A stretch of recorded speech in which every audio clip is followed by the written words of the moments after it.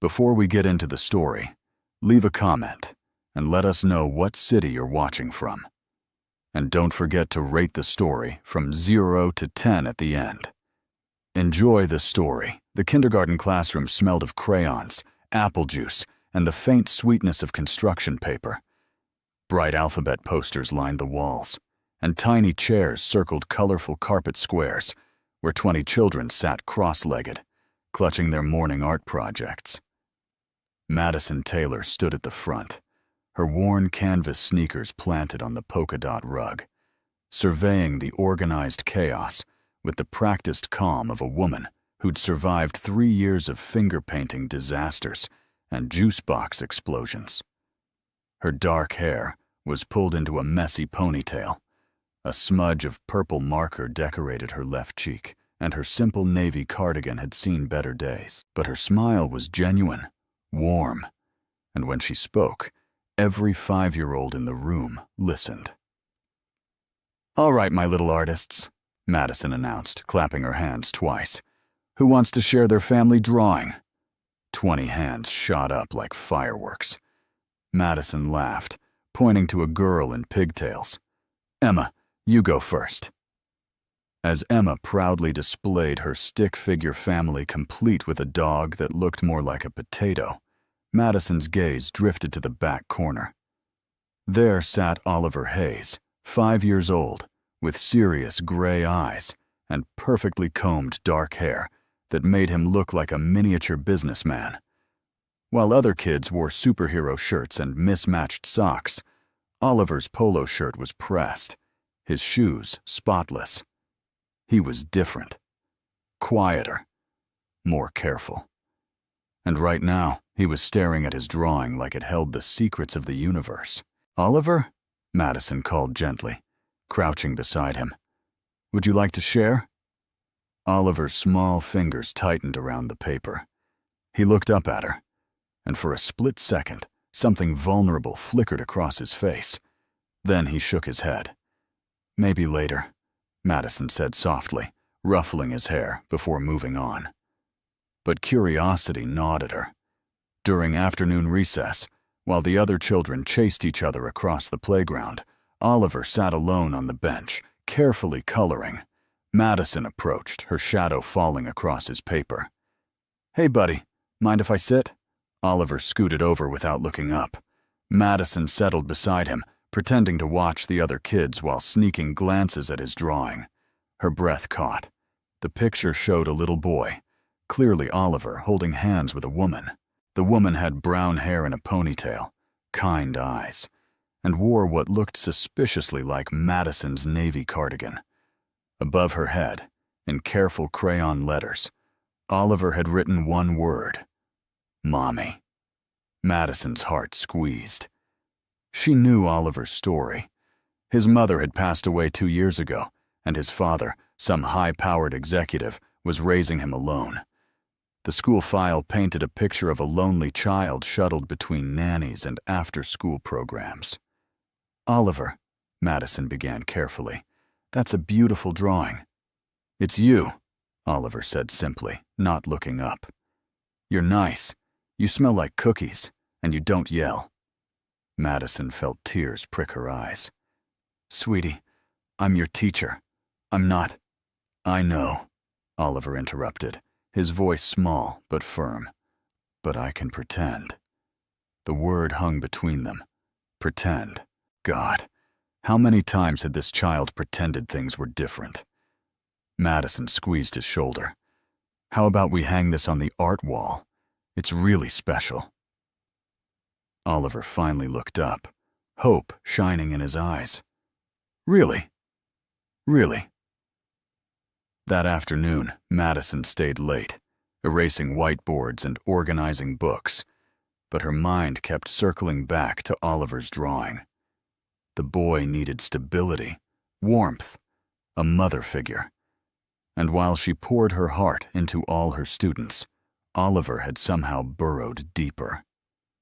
She was locking up her classroom when Principal Morris appeared in the hallway, her sensible heels clicking against linoleum. "Madison, do you have a minute?" "Of course." They stepped into the principal's office, and Madison's stomach dropped when she saw who was waiting. A man stood by the window, tall and imposing in a charcoal suit that probably cost more than her monthly rent. Dark hair, sharp jawline, and those same gray eyes Oliver had, though these were colder, harder, framed by exhaustion. "Ms. Taylor," Principal Morris began, "this is Ethan Hayes, Oliver's father." Ethan turned, and Madison felt the full weight of his gaze. It was the kind of look that appraised, calculated, and dismissed all in 3 seconds. She straightened instinctively, suddenly very aware of her marker-stained cardigan and bargain bin shoes. "Mr. Hayes," Madison extended her hand.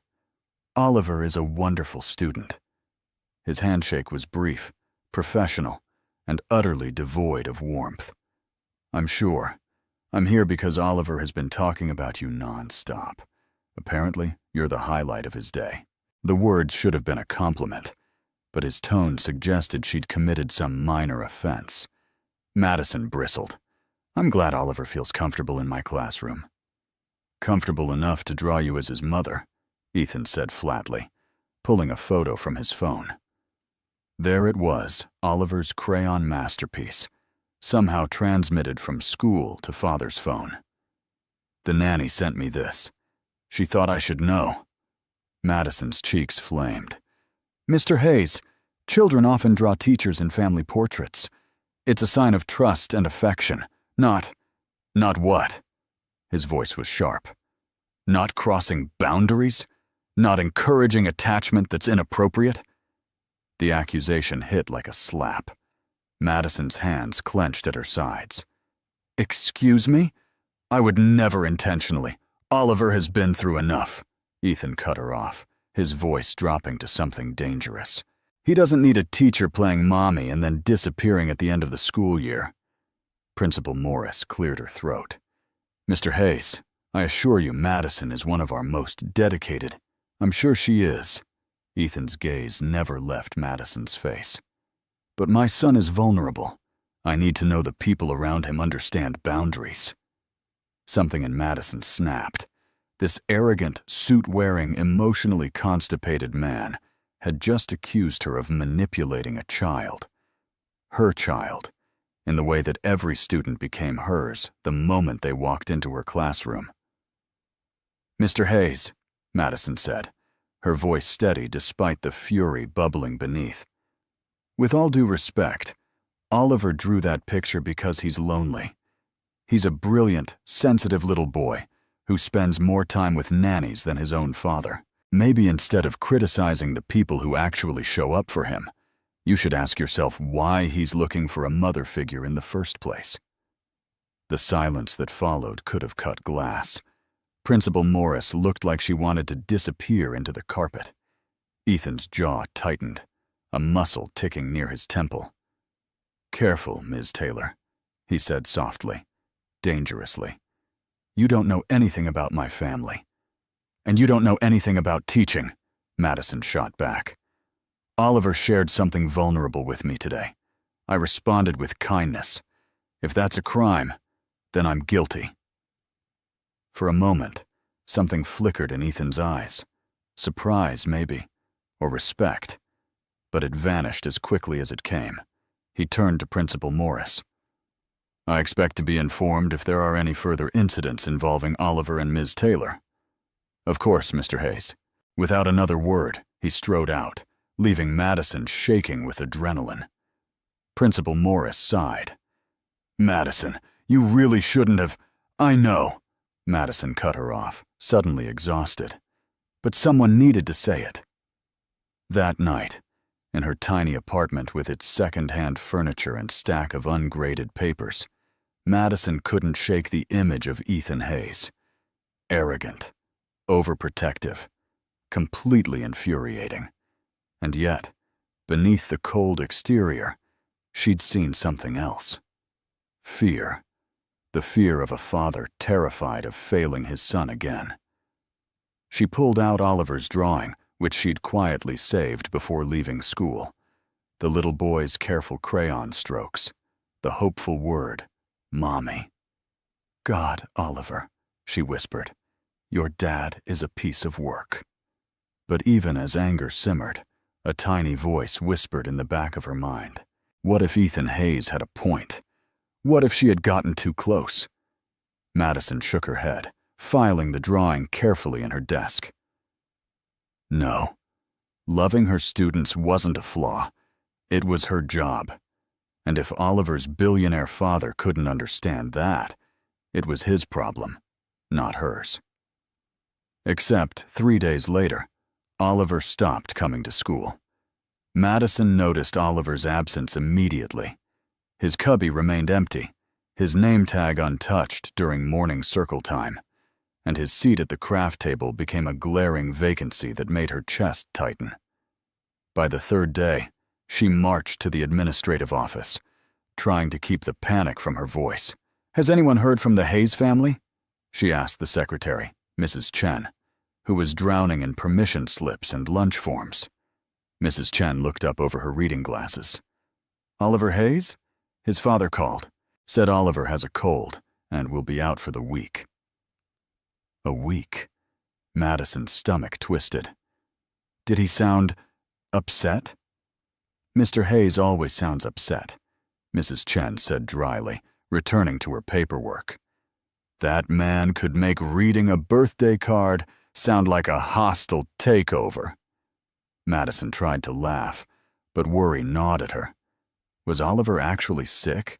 Or was this Ethan Hayes' way of punishing her? Of removing his son from her inappropriate influence? The thought made her furious. She spent the rest of the day distracted, accidentally calling Emma by the wrong name and nearly letting the class eat paste during art time. When the final bell rang and parents flooded the hallway, Madison cleaned up on autopilot, her mind spinning. She was wiping down tables when her phone buzzed. Unknown number. Ms. Taylor, this is Ethan Hayes. I need to speak with you. Tomorrow, 6 p.m., Rosewood Cafe downtown. Come alone. Madison stared at the text, her heart hammering. The audacity. The nerve. He summons her like she's one of his employees? She typed back. I have a life, Mr. Hayes. What's this about? The response came immediately. Oliver. Damn it. Madison sighed, shoulders sagging. Of course it was about Oliver. Everything with this man was about Oliver, wrapped in layers of control and paranoia. She typed. Fine. 6 p.m. The next evening, Madison stood outside Rosewood Cafe, a sleek establishment with floor-to-ceiling windows and minimalist furniture that screamed expensive coffee and judgment. She'd changed out of her teaching clothes into jeans and a simple sweater, refusing to dress up for Ethan Hayes. This wasn't a date. It was a hostage negotiation. Inside, she spotted him immediately. He sat at a corner table, laptop open, fingers flying across the keyboard like the world might end if he stopped working. His suit jacket was draped over the chair, sleeves rolled up to reveal forearms that, okay, fine, were annoyingly well-defined. Madison approached, clearing her throat. Mr. Hayes. Ethan looked up, and for a split second, something unreadable crossed his face. Then the mask returned. Ms. Taylor, thank you for coming. Did I have a choice? His lips twitched, almost a smile. Almost. Sit. Madison sat, crossing her arms. You said this was about Oliver. Is he okay? He's fine, Ethan said, closing his laptop. Physically. And emotionally, Ethan's jaw tightened. That's why you're here. A waitress appeared, too cheerful for Madison's current mood. What can I get you? Coffee. Black, Madison said.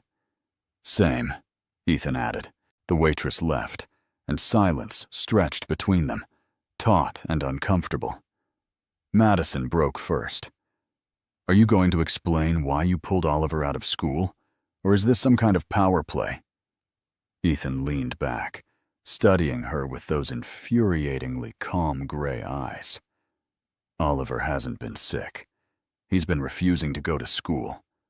Madison's breath caught. What? Why?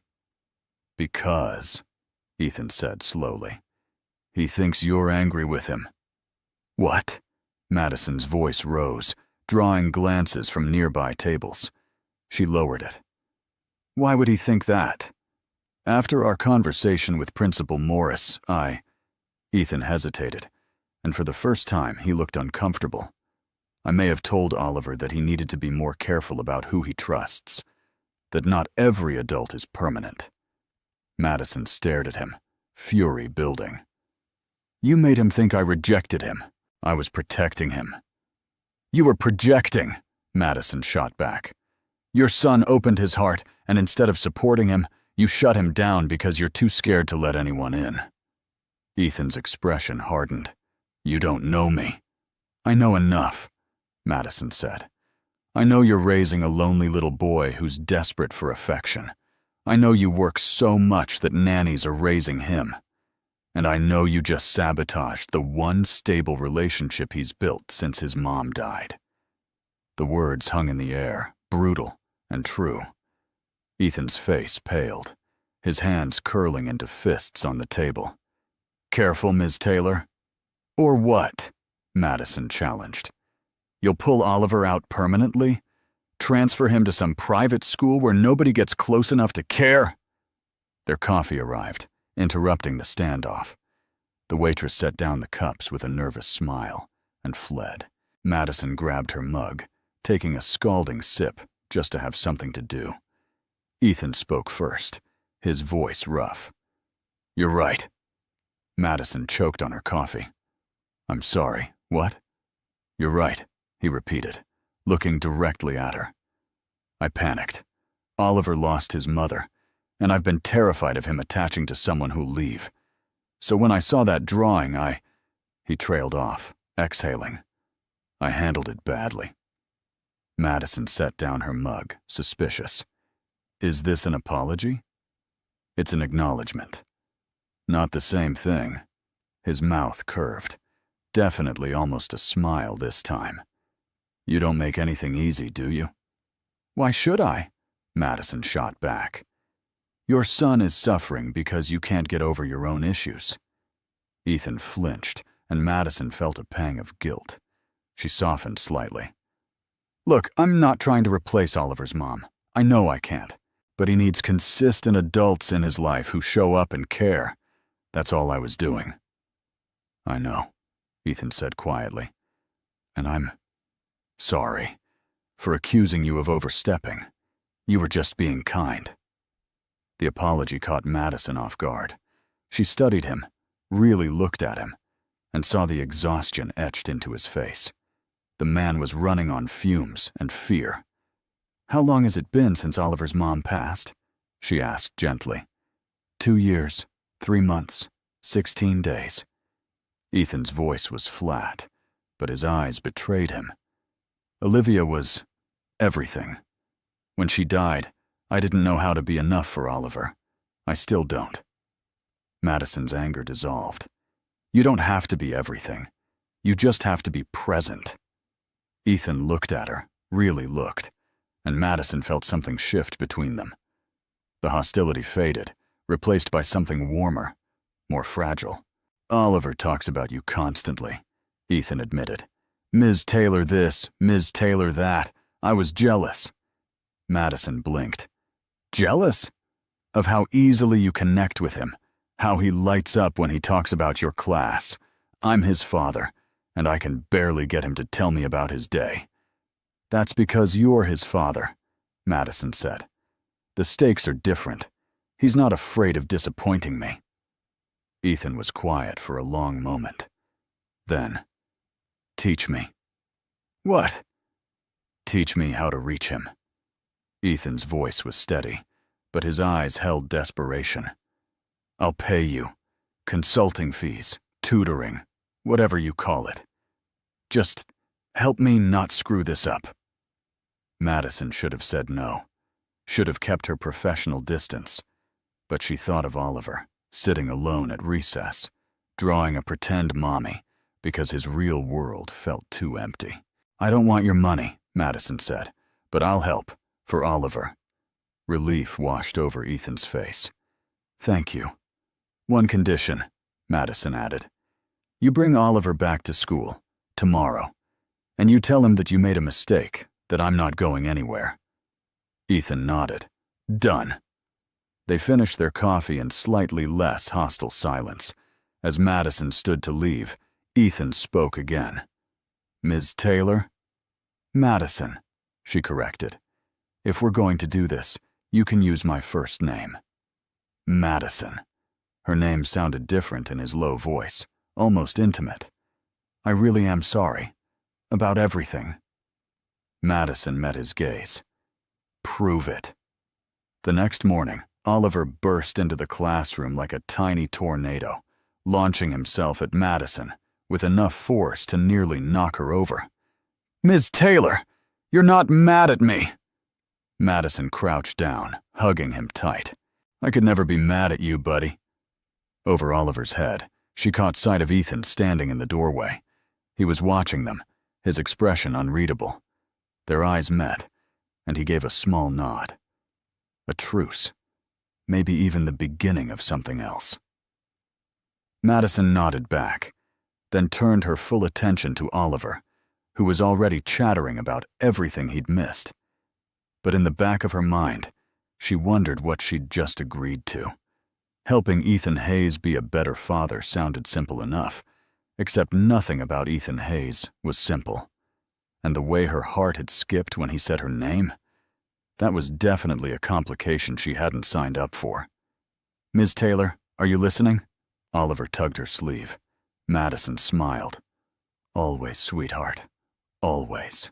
But even as she guided Oliver to his seat, she couldn't shake the feeling that her carefully ordered life was about to get very, very messy.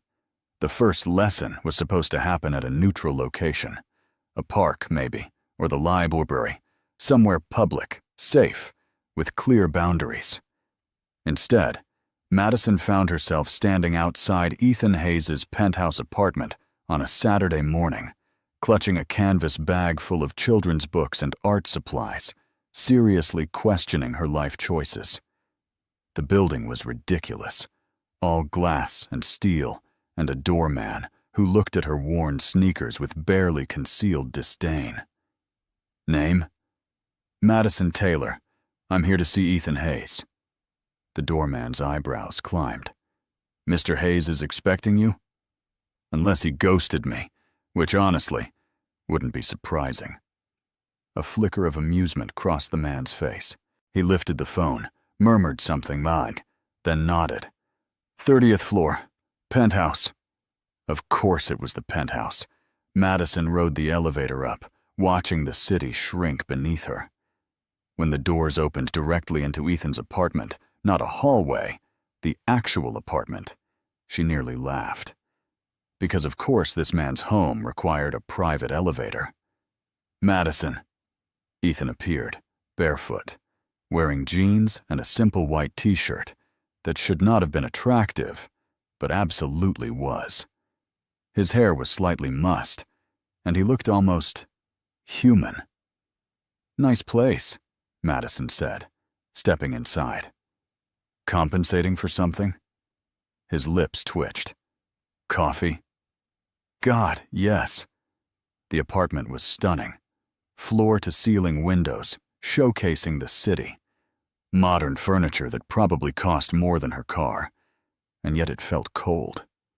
Sterile. Like a hotel, not a home. Ethan led her to the kitchen, all marble countertops and gleaming appliances.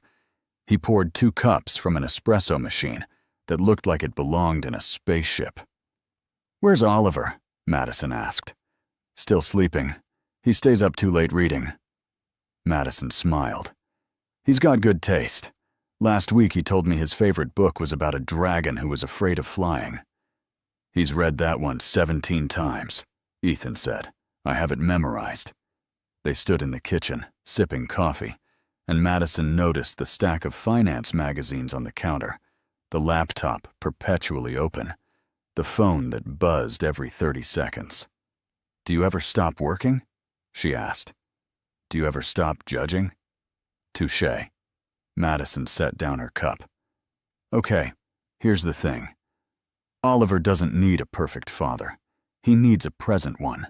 That means when you're with him, you're actually with him. No phone, no laptop, no checking stock prices." Ethan looked pained. "I run a company. I can't just—" "You asked me to help," Madison cut him off. "This is me helping. 1 hour a day, no distractions. Can you do that?" Ethan stared at her, then slowly nodded. "I can try." "Trying isn't good enough. Kids can tell when you're half-assing it." "Half-assing it?" Ethan repeated, his voice caught between offense and amusement. "Technical term," Madison said solemnly. This time, he actually smiled. A real smile, not the corporate mask, and Madison's traitorous heart did a little flip. Damn it. She was not attracted to this man. She was here for Oliver. Only Oliver. "Daddy?" a small voice called from down the hallway. Moments later, Oliver appeared, rubbing his eyes, wearing pajamas covered in dinosaurs. He froze when he saw Madison. "Miss Taylor!" "Hey, buddy," Madison crouched down. "Your dad invited me over to hang out today. Is that okay?" Oliver's face lit up like Christmas morning. "Really?" "Really." The next few hours passed in a blur of activity. Madison guided Ethan through what she called engaged play, which meant getting on the floor, building block towers, and actually listening when Oliver explained the complex politics of his dinosaur kingdom. At first, Ethan was stiff, awkward, checking his watch every 10 minutes. But gradually, he relaxed. When Oliver's T-Rex declared war on the Brachiosaurus, Ethan got into it, providing dramatic voice acting that made Oliver dissolve into giggles. Madison watched from the couch, her chest tight. This was what Oliver needed. His dad, fully present, playing without reservation. "Ms. Taylor," Oliver called. "You be the pterodactyl." "I don't know," Madison said. "I'm not great at flying." "Please?" Oliver's eyes were huge, pleading. Madison glanced at Ethan, who was watching her with an expression she couldn't quite read. "Okay, fine, but my pterodactyl has a Brooklyn accent." Oliver shrieked with laughter, and soon all three of them were on the floor, voices raised in dramatic dinosaur battle. At one point, Ethan's T-Rex bumped into Madison's pterodactyl, and their hands brushed. Electric. Madison jerked back, cheeks warming. Ethan's eyes met hers, and for a second, the air between them crackled with something that had nothing to do with dinosaurs. "I'm hungry," Oliver announced, breaking the moment. Ethan stood, clearing his throat. "I'll order lunch. Pizza?" "Can Ms. Taylor stay?" Oliver asked hopefully. Madison should have said no, should have maintained boundaries. But Oliver was looking at her like she hung the moon, and Ethan was looking at her like he wanted her to stay. "Sure," Madison heard herself say. "I like pizza." Over lunch, they talked about everything and nothing. Oliver told elaborate stories about his classmates. Madison shared funny teaching anecdotes, and Ethan, surprisingly, contributed dry observations that made them both laugh. "You're different here," Madison said, when Oliver ran off to wash his hands. "Different how?" Ethan asked. "Less terrifying." Ethan's smile was wry. "High praise. I'm serious. At school, you were all ice and threats. But with Oliver, you're desperately trying not to fail him," Ethan finished quietly. Madison's heart squeezed. "You're not failing him. You just needed a little help remembering how to be human. And you're the expert on being human?" More than you, apparently. They grinned at each other, and Madison realized with dawning horror that she liked him. Not just tolerated, not just pitied, actually liked. His sharp wit, his vulnerability when it came to Oliver, the way his whole face changed when he smiled. Oh no. Oh no, no, no. I should go, Madison said abruptly, standing. Ethan looked surprised. Already? Yeah, I have papers to grade, lesson plans, teacher stuff. On a Saturday? Teaching never stops, Mr. Hayes. Ethan, he corrected. You call me Ethan now, remember? Madison swallowed. Right. Ethan, I'll, see you later. She practically fled. Oliver's goodbye hug barely registered. In the elevator, Madison leaned against the wall, breathing hard. This was a bad idea. A terrible idea. She was supposed to be helping a father connect with his son, not developing feelings for said father. Her phone buzzed. A text from Ethan. Thank you. Today meant everything to Oliver. Madison stared at the message, her heart doing that stupid flutter thing again. She typed back, just doing my job. His response came immediately. Is that all this is? Madison's fingers hovered over the keyboard. She could lie. Should lie. Keep things professional. But something in her refused. I don't know anymore, she typed, then immediately regretted it. The 3 dots appeared, indicating Ethan was typing. Then they disappeared, then appeared again. Finally. Me neither. Madison groaned, sliding down to sit on the elevator floor. The universe was officially messing with her. She'd spent 3 years carefully avoiding romantic entanglements, focusing on her students, her career, and now this arrogant, impossible, surprisingly tender man was making her feel things she hadn't felt in years. The elevator doors opened at the lobby. The doorman raised an eyebrow at her sitting on the floor. Everything all right, miss? Madison stood, brushing off her jeans. Just peachy! But as she walked out into the sunlight, she knew nothing about this situation was peachy. She was in dangerous territory, walking a line between professional and personal. And any moment now, she was going to fall. The question was, would anyone catch her?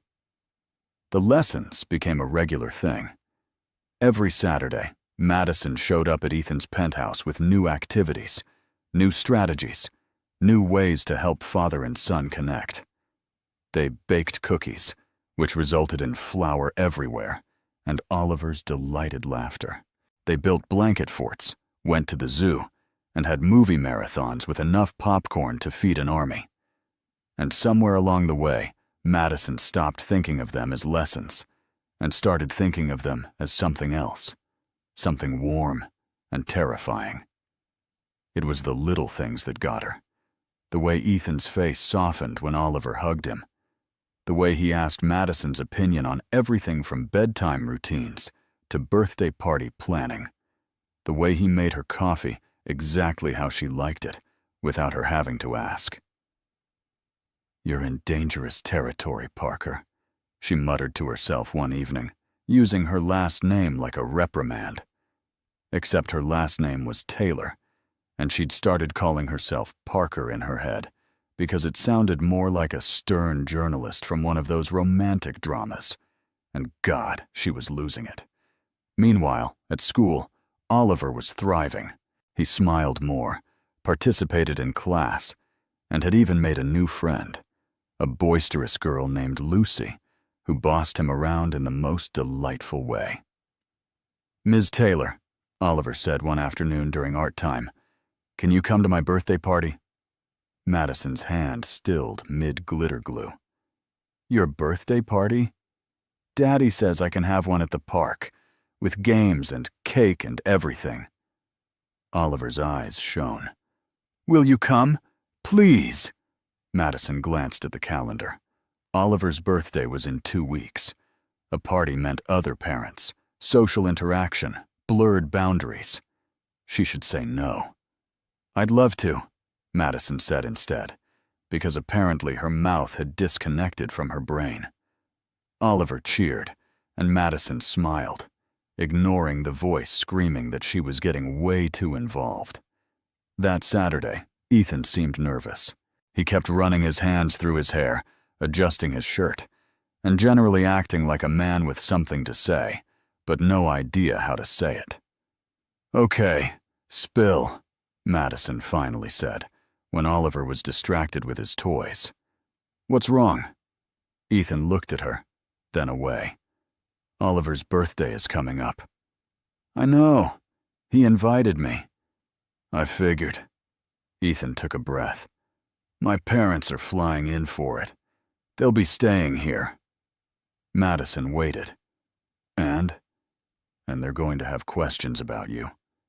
Questions like who you are, why you're here so often, whether we're... Ethan trailed off, his cheeks actually coloring. Madison's heart started pounding. "Whether we're what, Ethan?" He met her gaze. "Together." The word hung between them, heavy with implication. Madison's mouth went dry. "And what are you going to tell them? What do you want me to tell them?" Madison laughed, sharp and a little hysterical. "Don't put that on me. You're the one with complicated family dynamics." "Madison." Ethan stepped closer, close enough that she could smell his cologne, feel his warmth. "I need to know what this is. These Saturdays, the texts, the way you look at me when you think I'm not paying attention." "I don't look at you any type of way," Madison protested weakly. "You do." His voice dropped. "The same way I look at you." Madison's breath caught. This was it. The moment where everything changed or stayed safely the same. She could laugh it off, make a joke, retreat behind professionalism. Or, "Oliver's watching," she whispered. Ethan glanced over. Sure enough, Oliver was peeking around the couch, grinning like he knew exactly what was happening. Ethan sighed. "Oliver, go play in your room for a minute." "But now, buddy." Oliver huffed but obeyed, dragging his feet dramatically. The moment his door closed, Ethan turned back to Madison. "I haven't felt like this since Olivia died," he said quietly. "I didn't think I could. Didn't think I deserved to." Madison's chest ached. "Ethan, let me finish." He took her hands, and Madison let him, too stunned to pull away. "You came into our lives and made everything brighter. Oliver adores you. And he swallowed. "I'm falling for you, Madison. Have been since the day you told me off in Principal Morris's office." Madison's brain short-circuited. "Falling." He said falling, as in present tense, ongoing, real. "This is a bad idea," she whispered, even as her fingers tightened around his. "I'm Oliver's teacher. There are boundaries, ethics, complications." "I know," Ethan said, "but I also know I can't keep pretending this is just about Oliver. Not anymore." Madison looked up at him, at those gray eyes that had been cold when they first met, but now held warmth and vulnerability and hope. She thought about all the reasons this wouldn't work, all the ways it could go wrong. And then she thought about Oliver's laugh, Ethan's smile, the way her heart felt full for the first time in years. "I'm terrified," she admitted. "Me too. If this goes wrong, it affects Oliver." "I know. And if your parents are nightmare snobs, I reserve the right to fake an emergency and leave." Ethan laughed, real and unguarded. "Deal." Madison took a shaky breath. "Okay." "Okay?" Ethan repeated, his expression cautiously hopeful. "Okay. I'm falling for you too, Hayes. Happy?" His smile could have powered the city. "Extremely," Before Madison could overthink it, Ethan leaned down and kissed her. Soft, careful, like she was something precious. Madison's eyes fluttered shut, and for a moment, everything else faded. The complications, the fear, the questions. There was only this warmth, rightness, the feeling of coming home. When they pulled apart, both breathless, Oliver's voice came from his room. "Are you guys done being mushy? I'm hungry." Madison burst out laughing, pressing her forehead against Ethan's chest. "Your kid has impeccable timing." "He learned from the best," Ethan murmured, pressing a kiss to her hair. They ordered Chinese food, and Oliver, oblivious to the seismic shift, chattered about his upcoming party. Madison sat on the couch, Ethan's arm casually draped behind her, and felt the strangest sensation. Contentment. Like the pieces had finally clicked into place. But as the evening wore on, a tiny voice of doubt whispered in the back of her mind. Ethan's parents were flying in. High society types, probably, who'd look at her teaching salary and second-hand clothes and find her wanting. "Hey," Ethan said softly, nudging her. "Where'd you go?" Madison forced a smile. "Just thinking about the party." "Nervous?" "Should I be?" Ethan hesitated, which was answer enough. "My parents can be particular, but they'll love you once they meet you." Madison nodded, trying to believe it. But growing up working class, teaching in a public school, dating a billionaire, those worlds didn't mix easily. She'd seen enough movies to know how this went. The poor girl, the rich family, the inevitable clash. Madison. Ethan tilted her chin up, making her look at him. "I don't care what they think. You're here because I want you here. Oliver wants you here. That's all that matters." She wanted to believe him, desperately. So she kissed him again, soft and sweet, and tried to silence the doubt. But later that night, alone in her apartment, Madison stared at her closet. What did one wear to meet billionaire in-laws? Not that they were in-laws, not even close. But still, first impressions mattered, and she had a sinking feeling that Ethan's parents had very specific standards. Her phone buzzed, a text from Ethan. "Stop overthinking. They're just people." Madison smiled despite herself. "Rich people. There's a difference. You held your own against me. You can handle them. You're biased, guilty. But I'm also right. Now go to sleep. Tomorrow, Oliver wants to teach you about dinosaurs." Again. Madison laughed, typing back a quick goodnight. She plugged in her phone and climbed into bed. But sleep was a long time coming. Because no matter how much Ethan reassured her, Madison knew the truth. She wasn't just meeting his parents. She was stepping into his world. And once she did, there would be no going back.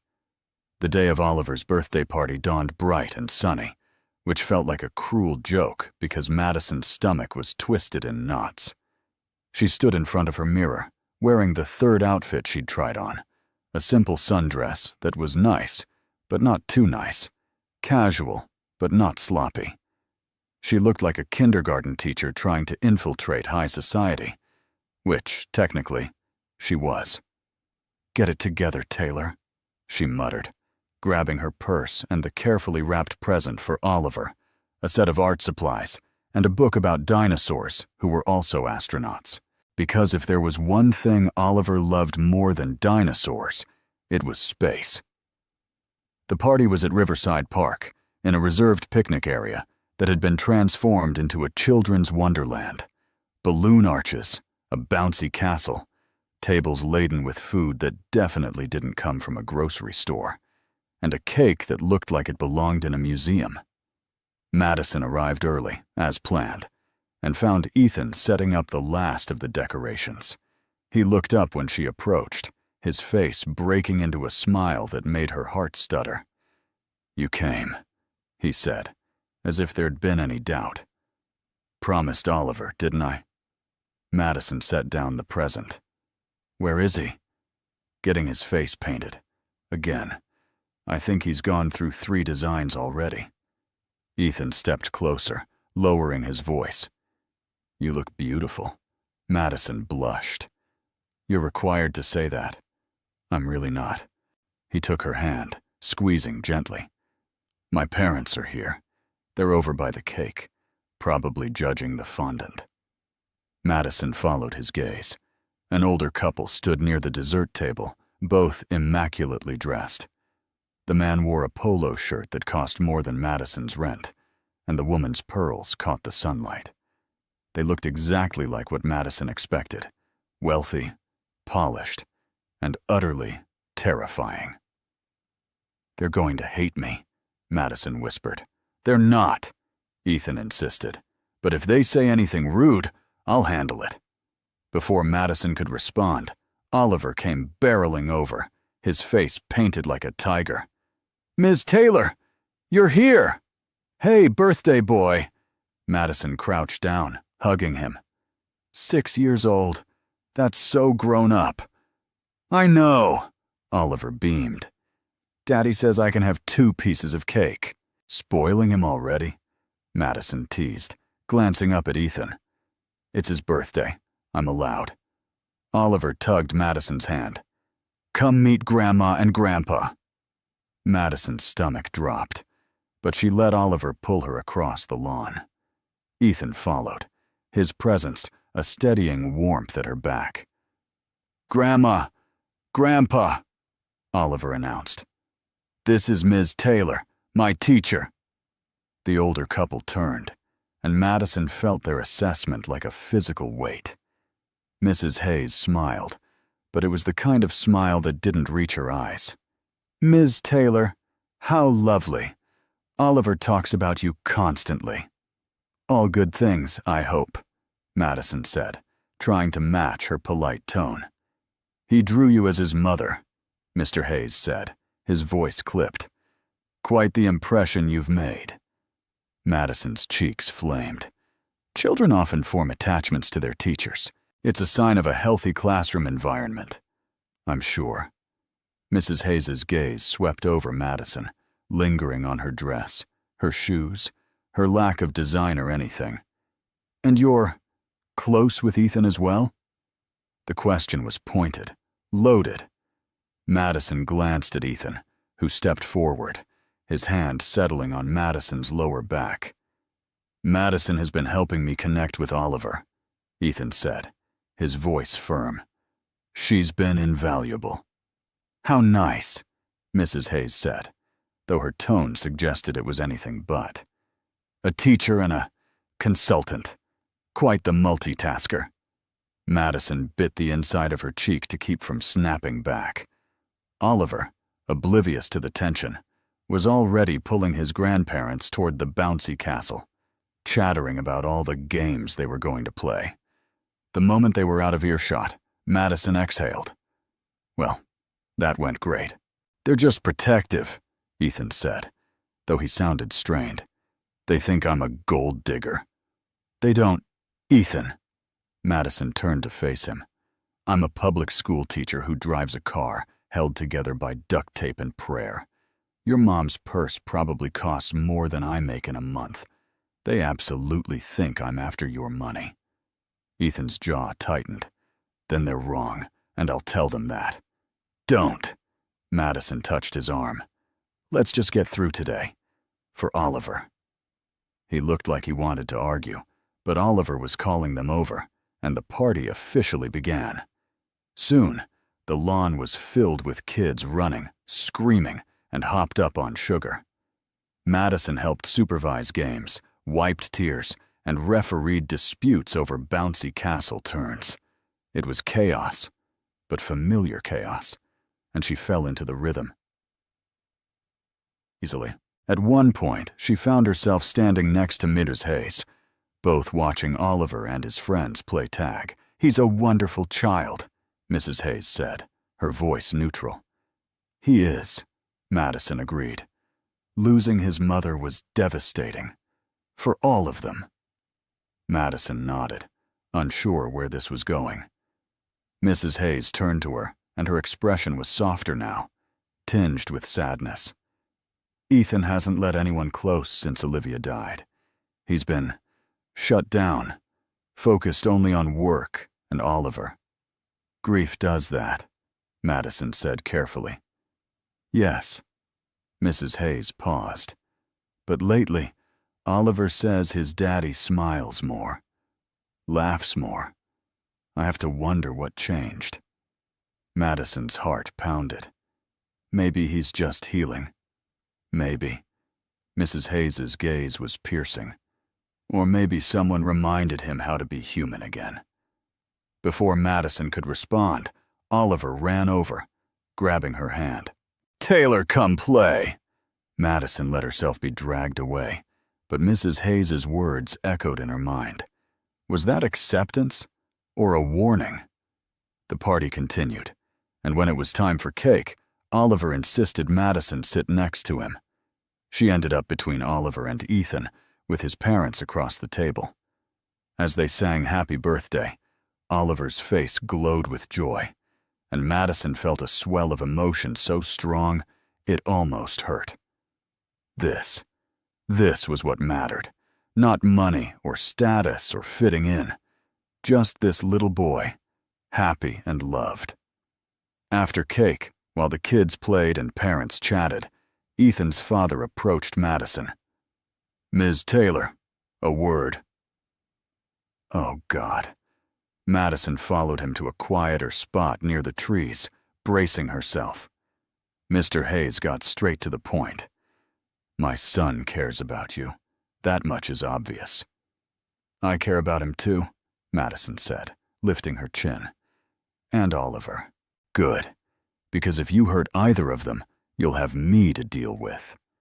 Madison almost laughed. "With all due respect, Mr. Hayes, I'm not the one you need to worry about. I've spent months watching Ethan learn to open up, to be present for Oliver. I'm not going to sabotage that." Mr. Hayes studied her, then nodded slowly. "You've got spine. I can respect that." "Thank you," Madison said, unsure if she'd just been complimented or tested. "For what it's worth," Mr. Hayes added, "Oliver is happier than I've seen him in years. That's not nothing." He walked away, leaving Madison standing alone, heart racing. Was that approval? She honestly couldn't tell. As the party wound down, parents collected their sugar-crashed children, and the lawn slowly emptied. Madison helped clean up, stacking plates and gathering stray balloons. Ethan worked beside her, their movements synchronized, comfortable. "You survived," he murmured. "Barely," Madison shot back, but she was smiling. When everything was packed up and Oliver was half asleep on a picnic blanket, Ethan pulled Madison aside. "Thank you for being here, for handling my parents with grace." "Did I, though? Your mom looked like she wanted to background check me." "She probably will," Ethan admitted. But she also pulled me aside and said, "That one has substance," which, from her, is high praise. Madison's eyes widened. "Seriously?" "Seriously." Ethan cupped her face, his thumb brushing her cheek. "You fit, Madison, into our lives, our chaos. You just fit." Madison's throat tightened. "I'm terrified this is all going to blow up." "It won't." "You can't promise that." "No," Ethan agreed. "But I can promise I'll fight for this. For us." Madison kissed him, soft and lingering, pouring every unspoken word into it. When they pulled apart, Oliver's sleepy voice drifted over. "Are you guys mushy again?" They both laughed, and Ethan scooped Oliver up. "Come on, birthday boy, time to go home." As they walked to the parking lot, Oliver between them holding both their hands, Madison felt that dangerous warmth again.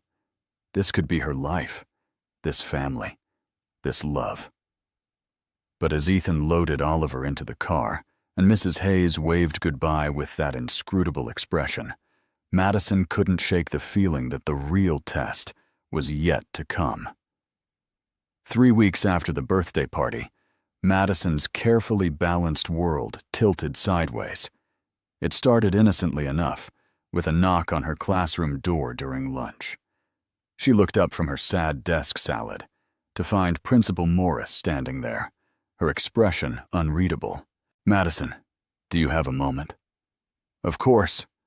Madison set down her fork, stomach suddenly uneasy. "Is everything okay?"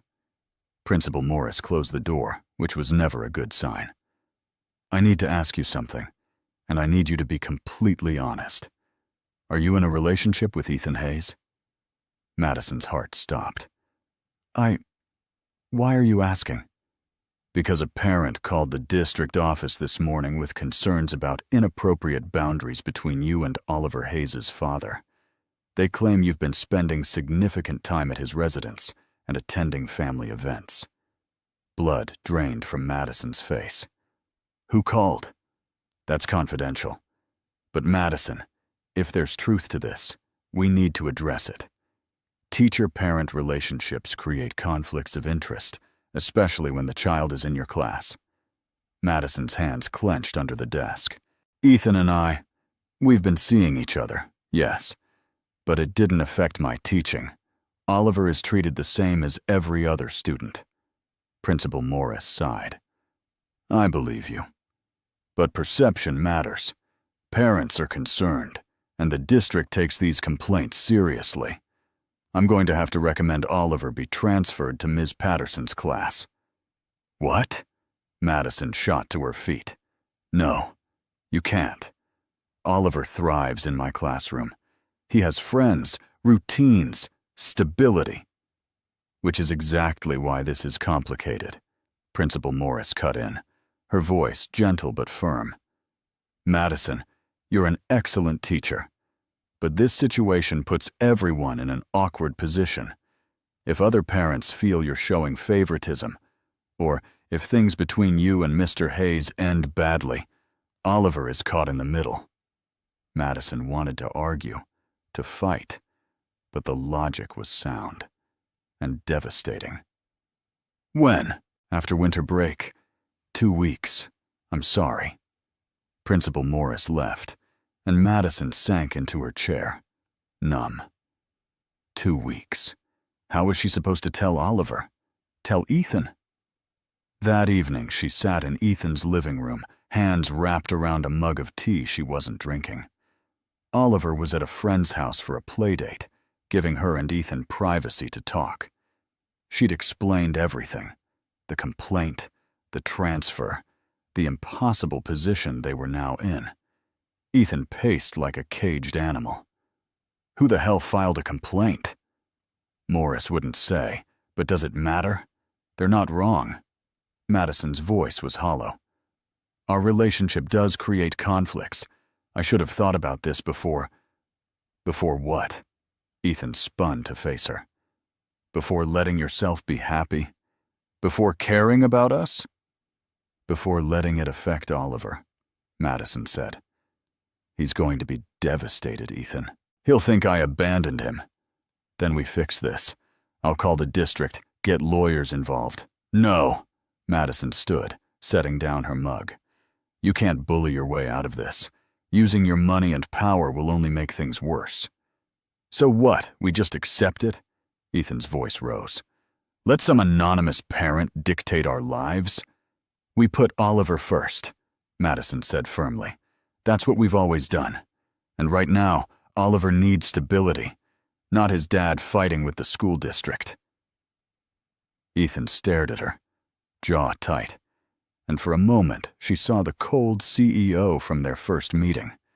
Then his shoulders sagged. "I hate this." "Me too." They stood in the vast living room, the city glittering outside the windows, and Madison felt the first crack in their fragile foundation. This was the complication she'd feared, the moment where being together hurt the person they both loved most. "Maybe we should take a break," Madison said quietly. until Oliver adjusts to the new class, just to avoid more complications. Ethan's head snapped up. You're breaking up with me? I'm suggesting we pause. Even as she said it, Madison's chest ached. Give everyone space to breathe. That's the same thing. No, it's not. It's being smart, strategic. It's being a coward, Ethan shot back, and Madison flinched. You're scared, so you're running. I'm protecting Oliver, Madison's voice broke. If we stay together and more complaints come in, it affects my job, your custody, Oliver's well-being. Is that what you want? I want to fight for us, Ethan said, stepping close. I want to prove that we can make this work. And I want to be realistic. Tears burned Madison's eyes. I'm a public school teacher, Ethan. You're a billionaire CEO. We were always going to face this. Maybe it's better to step back now before what? Before we're in too deep? Ethan's laugh was bitter. I'm already in too deep, Madison. I love you. The words hung in the air, stunning them both. Madison's breath caught. Ethan, I love you, he repeated, his voice rough. And I know you love me too, even if you're too stubborn to admit it. So don't you dare give up on us because someone made a phone call. Madison's tears spilled over. This isn't fair to Oliver. What's not fair is depriving him of someone who loves him, who makes him happy. You think transferring classes will change how he feels about you? No, but it gives him distance, time to adjust. Or it breaks his heart, Ethan countered. Have you thought about that? He already lost one mother. Now you're choosing to leave too. The accusation hit like a slap. Madison's hands shook. That's not fair. None of this is fair. Ethan ran a hand through his hair, his voice dropping. Madison, I'm not asking you to choose between Oliver and me. I'm asking you to choose all of us. Together. Madison wanted to. God, she wanted to. But fear clawed at her chest. What if they tried and failed? What if their relationship imploded and Oliver was left devastated? What if she lost not just Ethan, but her job? Her purpose. I can't, she whispered. I'm sorry, but I can't. Ethan stared at her, and she watched his expression shudder. The warmth drained from his eyes, replaced by that familiar cold. Then I guess there's nothing left to say. Ethan, please, you should go. His voice was flat, distant. Oliver will be home soon. Madison's heart shattered. She wanted to take it back, to throw herself into his arms and promise they'd figure it out. But her feet carried her to the door, her hands grabbed her coat, and before she knew it, she was standing in the hallway, the elevator doors closing between them. In the lobby, Madison collapsed onto a bench, sobbing into her hands. She'd just walked away from the best thing in her life because she was terrified, because loving Ethan and Oliver meant risking everything, and she wasn't brave enough. Her phone buzzed. A text from Ethan. Oliver asks about you every day. What do I tell him? Madison stared at the message, fresh tears streaming down her face. She typed and deleted a dozen responses before finally settling on. Tell him Ms. Taylor will always care about him, no matter what. Ethan's response was immediate. That's not enough. For him or for me. Madison didn't reply. She silenced her phone, went home, and spent the night crying into her pillow, wondering if she'd just made the biggest mistake of her life. The next 2 weeks were agony. At school, Oliver kept asking when she was coming over again, and Madison had to smile and deflect, her heart breaking a little more each time. She avoided the pickup line, afraid of running into Ethan, threw herself into lesson planning, grading, anything to keep busy. Her friends noticed. You look like hell, her best friend Sophie said bluntly over coffee. What happened? I walked away from something good because I'm an idiot. Sophie raised an eyebrow. The billionaire? His name is Ethan, Madison said quietly. And yes. So walk back. It's not that simple. There are complications. Oliver, my job, the district. Life is complicated, Sophie interrupted. Love is messy. That's not a reason to give up. Madison stirred her coffee. Silent. Let me ask you something, Sophie continued. If none of those obstacles existed, would you want to be with him?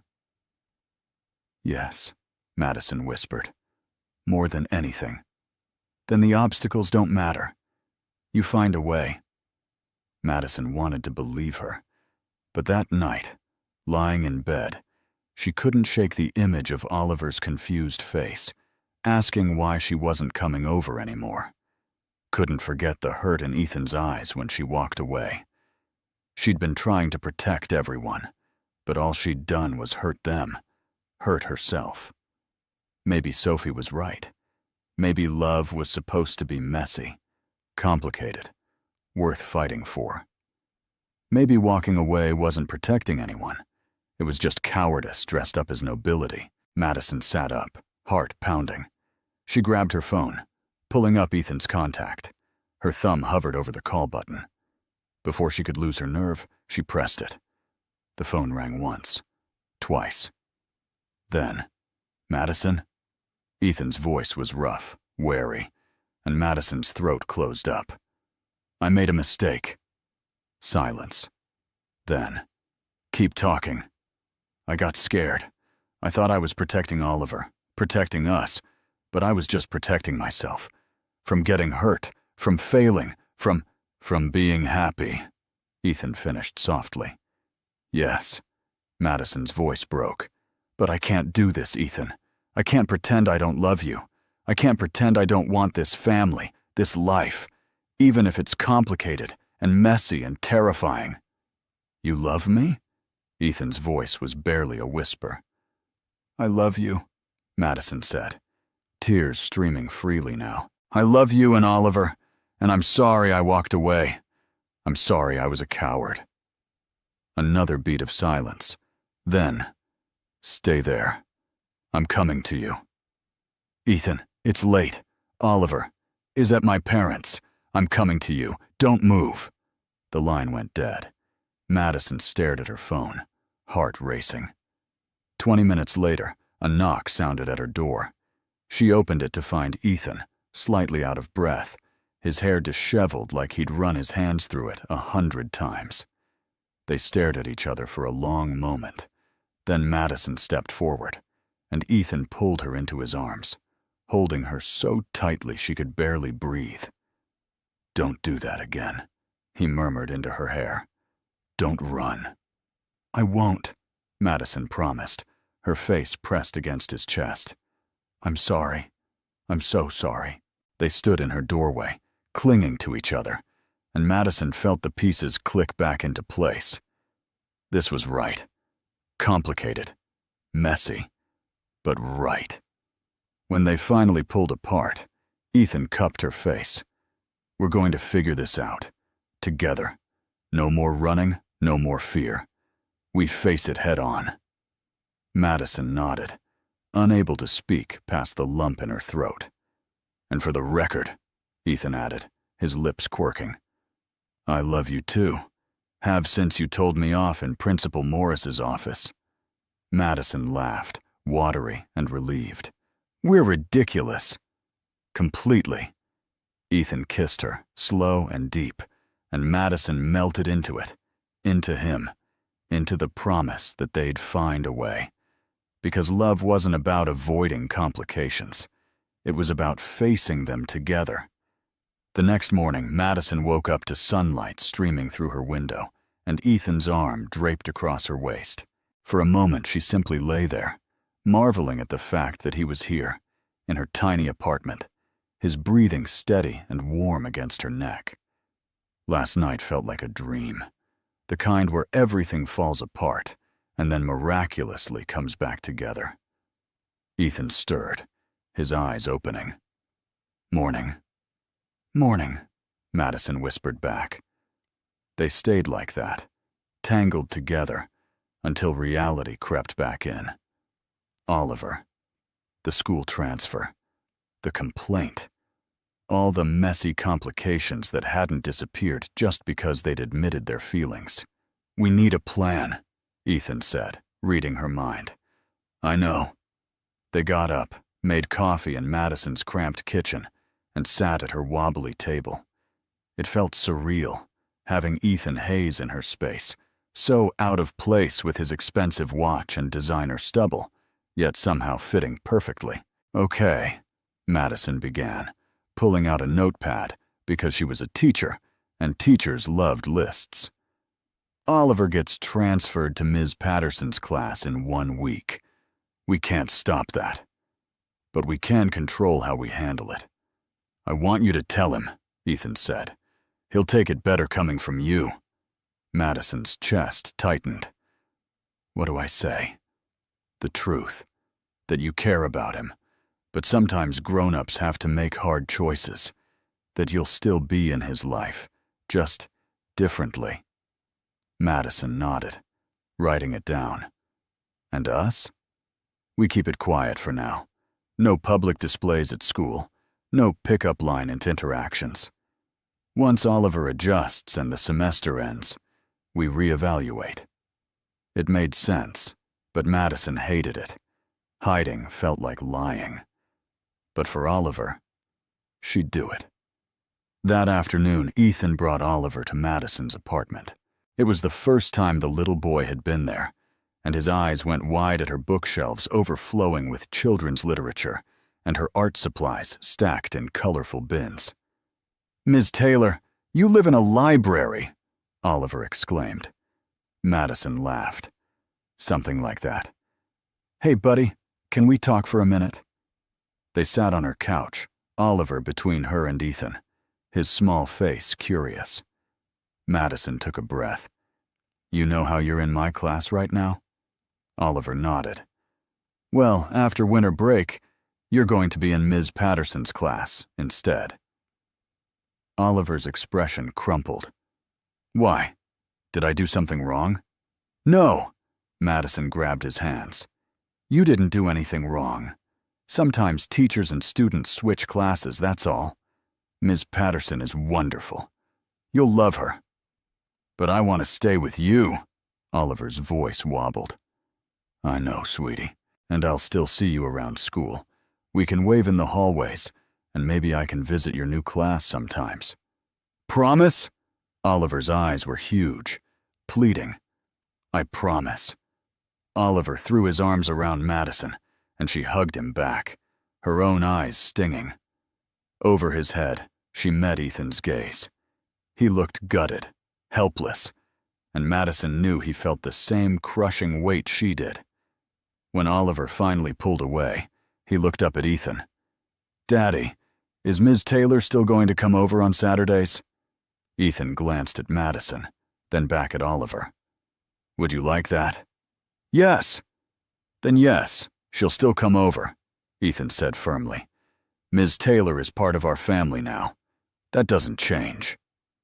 Madison's heart swelled. Family. He said family. Oliver beamed, crisis averted, and ran off to explore Madison's art supplies. Ethan leaned close to Madison. "You okay?" "I will be," she murmured, "as long as we're together." The week passed in a blur. Madison finished out her time with Oliver's class, throwing a small graduation party where every kid got a certificate and a hug. Oliver clung to her extra long, and Madison had to blink back tears. On Oliver's first day in Ms. Patterson's class, Madison stayed in her room, grading papers to distract herself.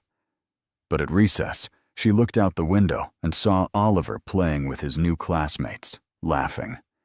Relief and sadness mingled in her chest. He was okay. He'd be okay. That evening, Ethan texted.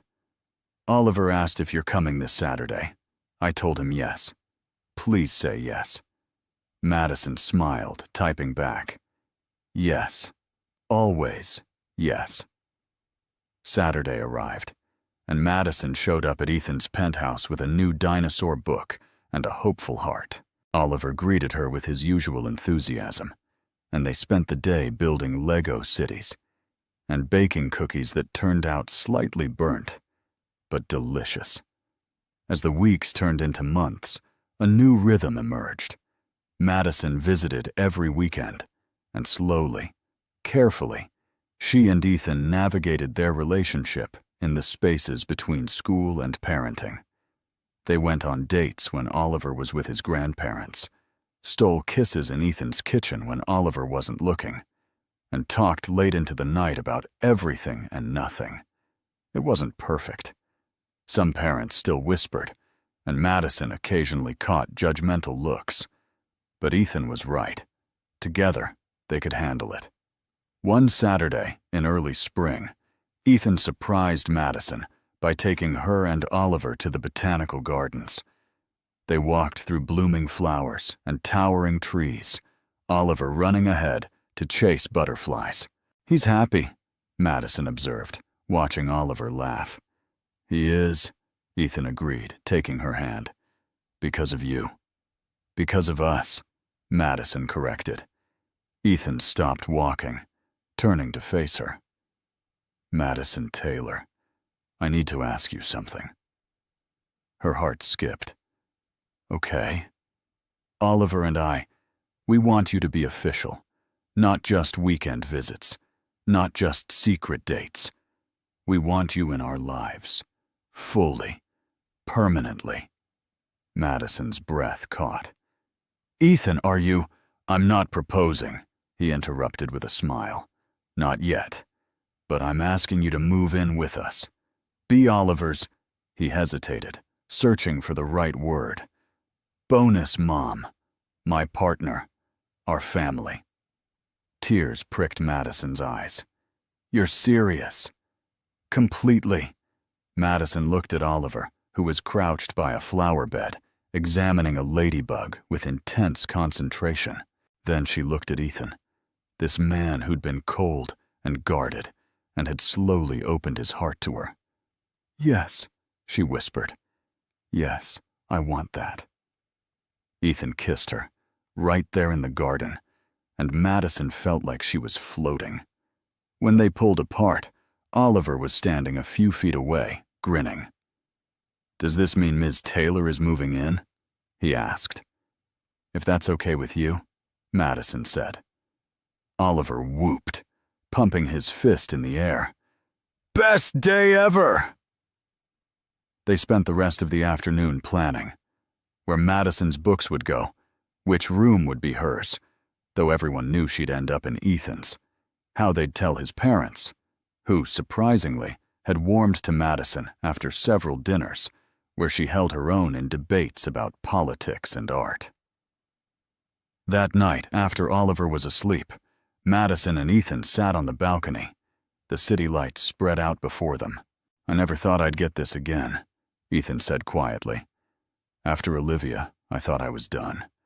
One great love per lifetime, you know?" Madison leaned her head on his shoulder. "And now?" "Now I know that love doesn't run out.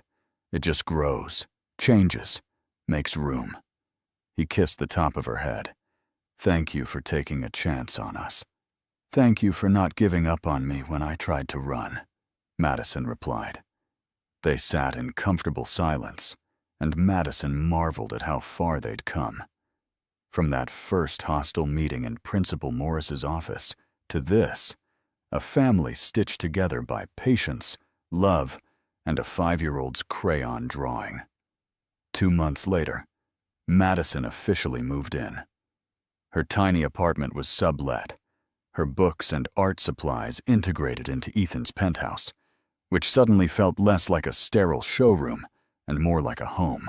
Oliver helped her unpack, carefully arranging her things and declaring her room, which she never actually used, perfect. The first morning waking up in Ethan's bed, with sunlight streaming in and the sound of Oliver's laughter echoing from the kitchen, Madison felt a peace she'd never known. This was home. this chaotic, beautiful, imperfect home. At school, the whispers eventually died down.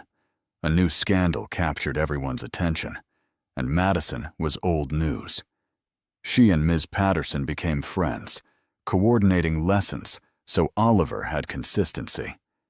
And when Oliver proudly told his class that Ms. Taylor lived with him now, Ms. Patterson just smiled and said, "How wonderful."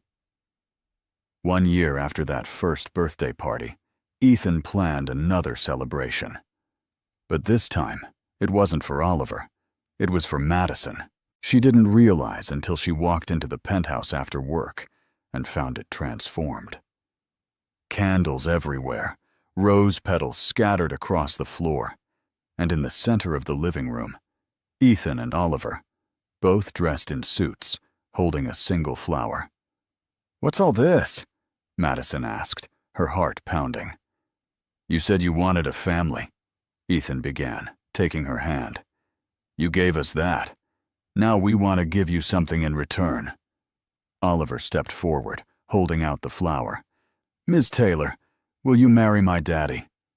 Madison's hand flew to her mouth, tears already streaming. Ethan dropped to one knee, pulling out a ring box. "Madison Taylor, you walked into our lives and made everything better. You taught me how to be present, how to love without fear. You gave Oliver the mother he desperately needed, and you made me believe in second chances. Will you marry me?" Madison couldn't speak, could only nod frantically. Ethan slipped the ring on her finger, and Oliver cheered, throwing his arms around both of them. "Is that a yes?" Ethan asked, his voice thick with emotion. "Yes," Madison finally managed. 1,000 times yes. They held each other, the three of them, and Madison felt the final piece click into place. This was her family, not perfect, not without complications, but hers. Months later, they married in a small ceremony at the Botanical Gardens, where Ethan had first asked her to move in. Oliver was the ring bearer. Ethan's parents cried. Mrs. Hayes more than anyone expected. And Madison wore a simple dress that felt like her, not some borrowed version of elegance. As they exchanged vows, Madison looked at Ethan and saw not the cold CEO from that first meeting, but her partner, her love, her home. And when Oliver interrupted the ceremony to hug them both, laughing, nobody minded.